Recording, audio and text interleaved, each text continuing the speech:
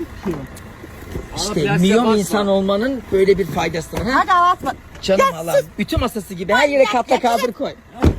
Çok şanslısın. Portatifli görümcem var. İstediğin her yere kaldırabiliyorsun. Nicer Dicer gibi. Hayatım sen efsanesin. Öpüyorum seni. Güneş kreminde bol bol sür. İyi Teşekkür ki varsın ederim. bir tane. Sabunların içinde. Yüreğin oynuyor ama benim alanla arama giremezsin. Giriyorlar. Ha, gidecekler hafta cumartesi geri gelecekler. Zaten bohça var. Cuma akşam. Evet, alışık olmadığınız bir story değil mi? Kadir günün bu saatinde uzanmış. Evet. Çünkü ütünün suyunu doldurdum, ısınmasını bekliyorum. Ütünün suyu ısınana kadar şöyle hızlıcık uzandım. Yengemler gidince nevresimleri sabah zaten sökmüştüm. Yenilerini hemen geçirdim. Diğerlerini de yıkadım, astım. Şimdi 2 sepet ütü beni bekliyor. Kazana su doldurdum.